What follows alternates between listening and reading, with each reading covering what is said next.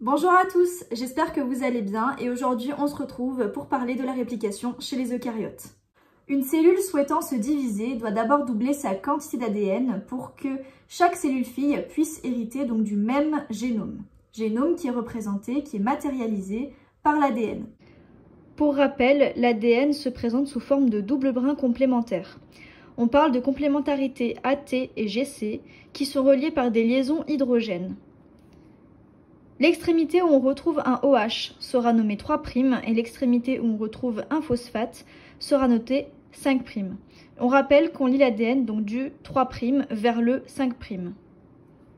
De plus, lorsque l'ADN de notre organisme n'est pas lu, il est sous forme condensée. Or, pour pouvoir être répliqué, il doit pouvoir passer donc sous la forme décondensée. La réplication débute aux origines de réplication. Ici, donc montré donc, par le sigle ORI qui signifie origine de réplication. À noter que chez les eucaryotes, contrairement aux prokaryotes, on a plusieurs origines de réplication. Ces origines de réplication vont attirer donc de nombreuses protéines et molécules donc, pour former le complexe d'initiation de la réplication. En phase G2, on va donc avoir donc, le complexe ORC qui va venir donc, se positionner au niveau donc, de l'origine de réplication. Puis, au cours de la phase G1, nous allons avoir l'arrivée de protéines telles que CDT1 et CDC6-18 qui vont permettre l'activation de ORC. Elles vont également permettre de recruter donc de nouvelles protéines et tout cela se passe donc dans les cellules filles. Donc voilà, maintenant nous sommes donc en fin de phase G1, voire en début de phase S. Nous allons avoir donc des MCM qui vont venir donc se fixer sur un brin. Ces MCM sont des hélicases donc qui hydrolysent des liaisons hydrogènes en consommant de l'ATP. Elles sont associées donc à des PCNA qui vont jouer le rôle de clan. Puis nous avons donc le recrutement donc de protéines S-CDK qui vont venir phosphoryler donc CDT1 et phosphoryler SLD2. Ensuite, nous allons avoir donc la fixation de DBP11 qui va permettre l'ouverture du complexe. L'entrée de la réplication peut donc avoir lieu. Puis ici, on voit qu'on a CD45. CD45 donc, va servir juste après. Donc, il va servir donc, pour recruter la primase. Du coup, une fois que tout est en place, la réplication peut avoir lieu.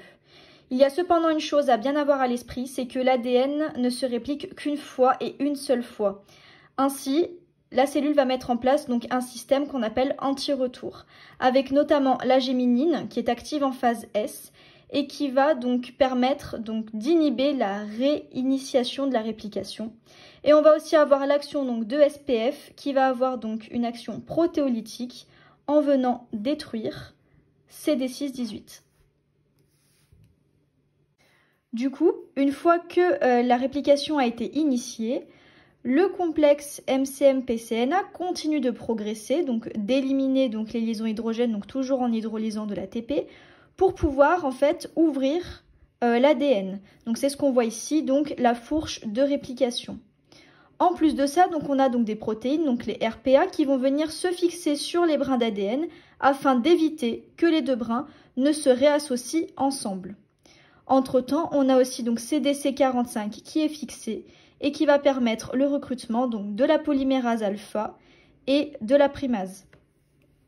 Donc voilà, ici donc on a juste le schéma qui a subi une petite modification. Donc on a l'hélicase qui est à ce niveau-là, donc toujours sur le brin donc 3', 5' et 3', 5'. On va avoir donc du coup donc CDC45 qui a permis donc le recrutement donc de la polymérase alpha et de la primase. La polymérase alpha va permettre la synthèse d'un ADN initiateur et la primase va permettre la synthèse d'une amorce d'ARN. L'amorce d'ARN est donc synthétisée donc dans le sens 5', 3', donc de manière complémentaire à l'ADN matrice. Donc on a l'amorce ici donc en 5', 3', et ici donc l'amorce qui est synthétisée aussi dans le sens 5', 3'. Une fois que cette amorce sera assez longue, on va avoir donc RFC cette fois, qui va donc éliminer le complexe polymérase alpha primase pour laisser la place donc à un anneau PCNA. Donc une fois qu'on a l'anneau PCNA, ce dernier va permettre de recruter la polymérase delta. Cette polymérase delta donc va continuer donc de polymériser, sauf que cette fois elle va fabriquer donc de l'ADN. donc toujours dans le sens 5', 3', comme on peut le voir ici. Et l'amorce qui était ici va donc être détruite par Phen1 et par l'ARNase H. L'ARNase H va détruire l'amorce d'ARN tandis que Phen1 va détruire donc l'ADN initiateur. Au fur et à mesure de sa progression, l'ADN polymérase delta va également donc enlever les protéines RPA qui étaient là donc pour éviter donc la réassociation des deux brins.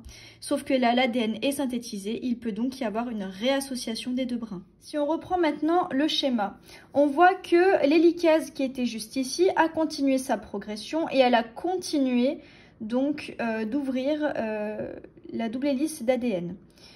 Ce qui va se passer, c'est que du coup, à ce niveau-là, on va avoir donc l'ADN polymérase delta qui peut continuer à polymériser tout le long puisqu'elle est bien dans le sens 5', 3'. Or, ici, on a un problème parce que, en fait, elle ne peut polymériser que dans le sens 5', 3'.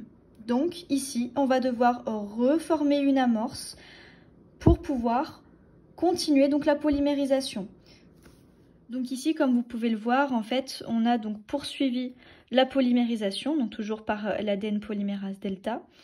Et ici, donc, on a dû en fait resynthétiser des amorces pour pouvoir en fait continuer de polymériser, donc dans le bon sens, donc toujours dans le sens 5', 3', de manière complémentaire, donc au brin ici.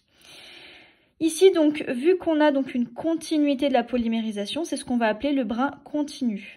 Et ici, donc, on va avoir donc un brin en fait où on a plusieurs fragments d'Okazaki qui vont être reliés plus tard par une ADN ligase. C'est ce qu'on appelle le brin retardé.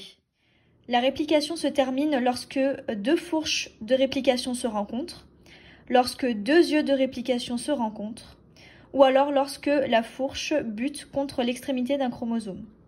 Donc du coup, ce que l'on peut retenir donc de cette réplication, c'est qu'elle est bidirectionnelle, parce qu'à partir d'une origine de réplication, on a deux fourches qui progressent en sens opposé et qui forment l'œil de réplication. On peut aussi également noter qu'elle est semi-conservative, puisqu'à partir d'un ADN mère, au cours de la réplication, on a eu la synthèse donc de deux brins d'ADN qui sont filles, donc qui étaient donc complémentaires aux deux brins d'ADN mère, et qui donc se retrouvent dans chacune des cellules filles. Donc étant donné qu'on a un ADN mère et un ADN fille, on peut donc dire que la réplication est semi-conservative. Donc voilà, la vidéo est terminée, j'espère que ça vous sera utile, qu'elle vous servira pendant vos révisions. Je voulais également vous souhaiter beaucoup de courage, beaucoup de motivation, on sait que c'est une période qui est un petit peu compliquée. Donc voilà, ne lâchez rien, tenez bon, on est avec vous et j'espère vous voir l'an prochain en P2.